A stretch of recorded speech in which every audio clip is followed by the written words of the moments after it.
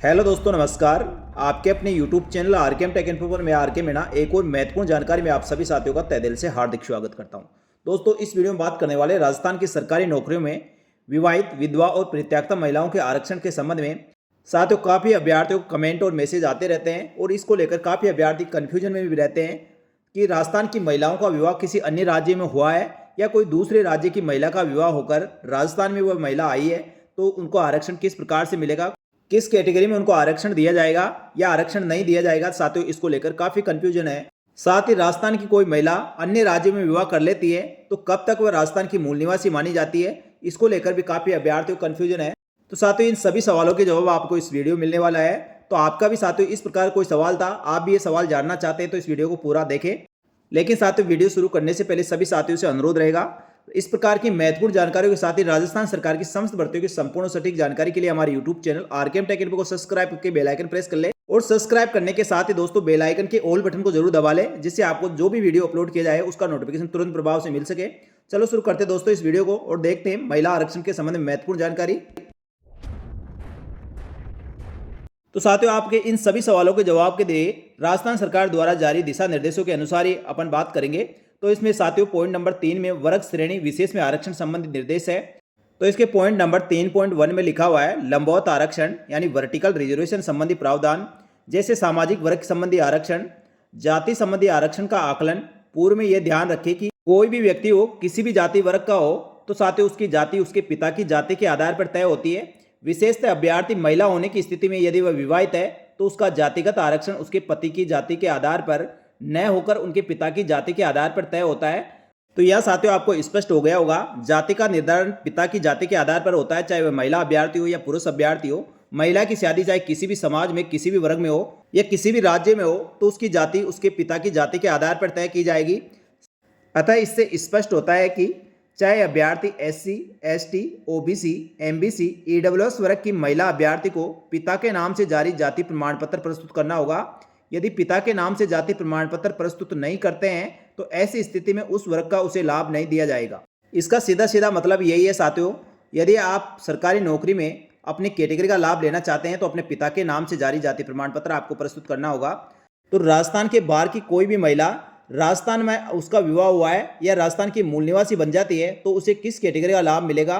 तो साथियों, इसको लेकर यह प्रकरण कोर्ट भी गया था और कोर्ट के द्वारा जो आदेश दिया गया है उसमें साथियों माननीय उच्च न्यायालय जयपुर द्वारा इसकी रिट संख्या 1116/17 में पारित निर्णय दिनांक जो 18/9/2018 को जारी किया गया था, उसके अनुसार राजस्थान राज्य के बाहर या अन्य राज्य की महिलाओं को विवाह उपरांत राजस्थान राज्य की मूल निवासी बन जाती है तो उसे पब्लिक एम्प्लॉयमेंट यानी साथियों सरकारी नौकरी में ओबीसी, एससी, एसटी और एसबीसी का आरक्षण का लाभ नहीं दिया जाएगा।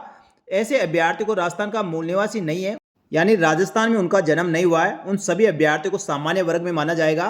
तो साथियों ये एक माननीय उच्च न्यायालय का आदेश है और राजस्थान की समस्त भर्तियों में साथियों ये लागू है। इसके आधार पर ही राजस्थान सरकार में महिलाओं का जो रिजर्वेशन की बात है वह इसके आधार पर की जाती है कि राजस्थान राज्य के बाहर की महिलाओं का विवाह होने के पश्चात राजस्थान में मूल निवासी बनने पर उनको रिजर्वेशन दिया जाएगा या नहीं दिया जाएगा।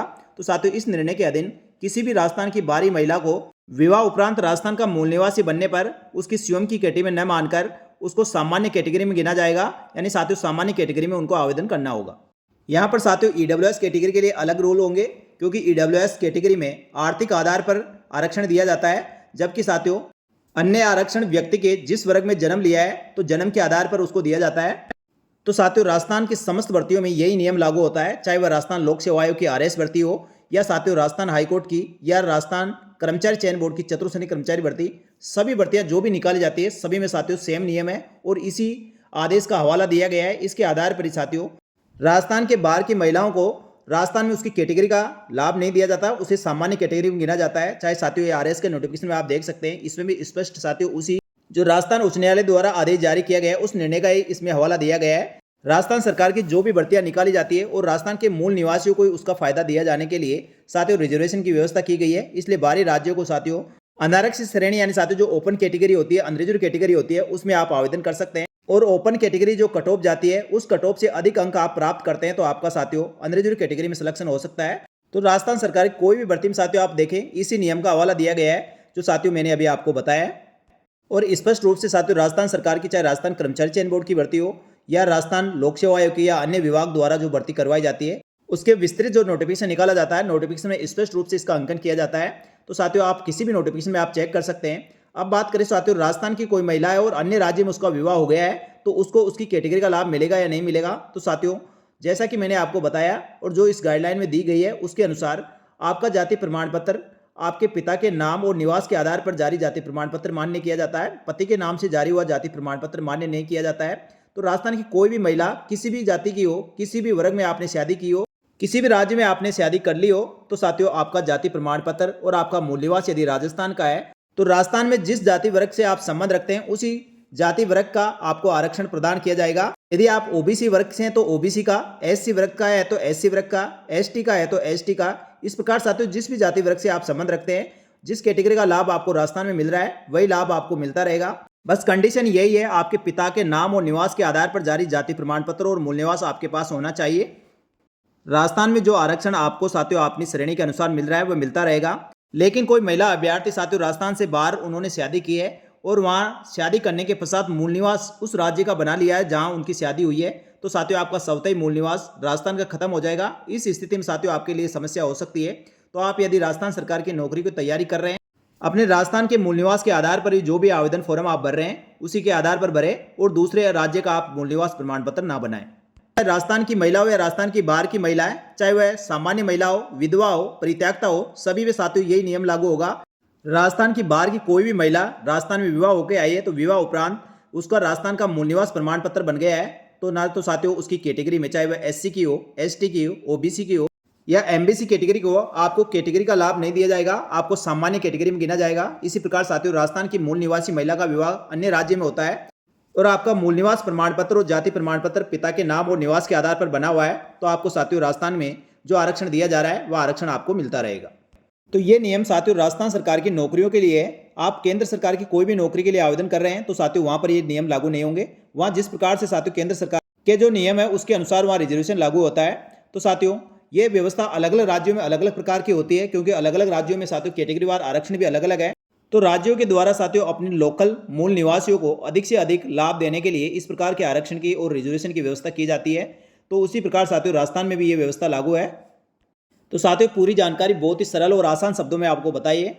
तो वीडियो को लाइक करके अधिक से अधिक अपने साथियों को भी शेयर करें जिससे सभी को ये जानकारी मिल सके। वैसे तो साथियों अभ्यर्थियों को काफी कुछ इस बारे में पता है, लेकिन काफी अभ्यर्थियों कमेंट इसको लेकर आते रहते थे, उसी को ध्यान में रखते हुए वीडियो बनाया है। तो साथियों आपके डाउट सारे इसमें क्लियर हो गए होंगे। तो ये जानकारी आपको अच्छी लगी तो वीडियो को लाइक जरूर करें। इसी प्रकार की महत्वपूर्ण जानकारियों के साथ ही राजस्थान सरकार की समस्त भर्तियों की संपूर्ण और सटीक जानकारी के लिए हमारे YouTube channel RKM take info को सब्सक्राइब करके बेल आइकन प्रेस कर ले। साथ ही दोस्तों टेलीग्राम चैनल को ज्वाइन कर ले जिससे भर्तियों की तुरंत जानकारी आपको मिल सके। और इसके अलावा भी साथियों इस प्रकार कोई और टॉपिक पे भी आपको वीडियो चाहिए तो कमेंट करके जरूर बताएं, उसके संबंध में वीडियो बनाकर आपको बता दिया जाएगा। इस वीडियो में इतना ही। इसी प्रकार की महत्वपूर्ण जानकारी के साथ ही राजस्थान सरकार की एक और भर्ती की महत्वपूर्ण और सटीक जानकारी लेकर एक और नई वीडियो में उपस्थित होंगे। तब तक के लिए आप सभी का धन्यवाद। जय हिंद, जय भारत।